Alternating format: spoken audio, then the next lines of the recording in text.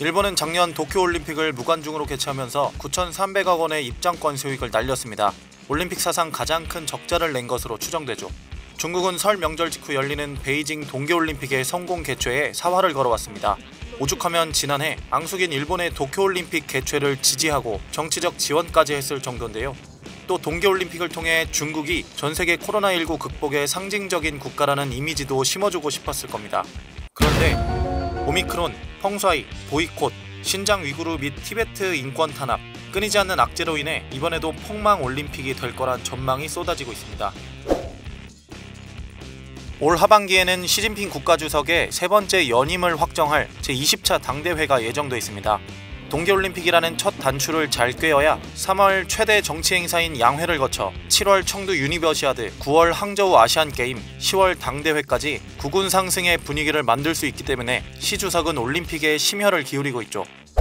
하지만 악재가 연이어 터지고 있는데요. 최근 텐진과 허난성 등에 이어 베이징에서도 오미크론 확진자가 나오며 비상이 걸렸습니다. 베이징 동계올림픽은 중국 최대 명절인 춘절 기간에 개최되는데 재작년 춘절엔 14억 명 이상이 이동할 만큼 인구 대이동이 이루어집니다.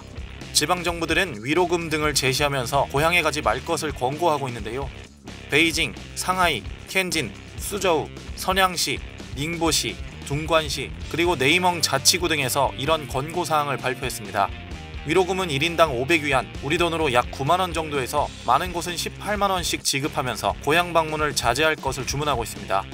전수검사 사례도 늘고 있는데요. 하얼빈시는 한 달 넘게 코로나19 확진자가 한 명도 나오지 않았는데도 이틀에 걸쳐 전체 주민 약 1,000만 명을 전수검사하기로 했죠. 심지어 해외에서 들어오는 우편물까지 통제할 기세입니다.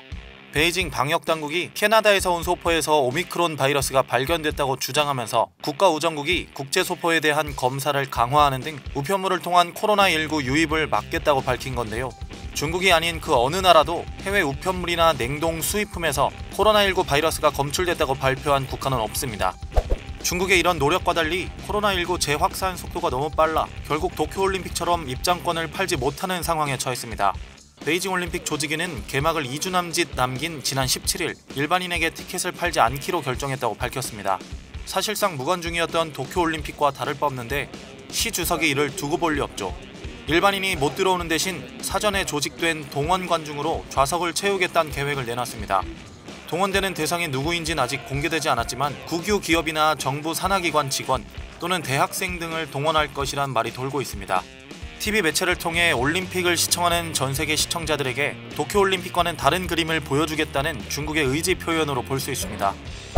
대외적으론 외교적 보이콧이란 문제도 걸림돌입니다. 중국 테니스 스타인 펑사이가 중국 국무원 간부의 성폭행을 폭로한 뒤 종적을 감추면서 촉발된 인권 문제는 결국 미국의 보이콧으로 이어졌는데요. 중국은 펑사이는 안전하다고 보도하고 있지만 그녀가 쏘아 올린 공은 영국, 호주, 캐나다, 뉴질랜드 등 파이브 아이즈 국가들뿐 아니라 일본까지 보이콧에 동참하도록 하는 역할을 했습니다. 이 밖에도 오래전부터 국제적인 문제가 되고 있는 신장 위구르 및 티베트에 대한 인권 탄압 문제로부터도 자유로울 수 없는 올림픽이 될 전망입니다.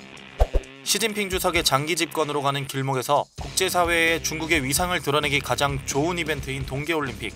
중국과 시 주석이 성공 개최에 공을 들이는 이유와는 별개로 여러 내후 외환으로부터 피해가기는 쉽지 않아 보입니다.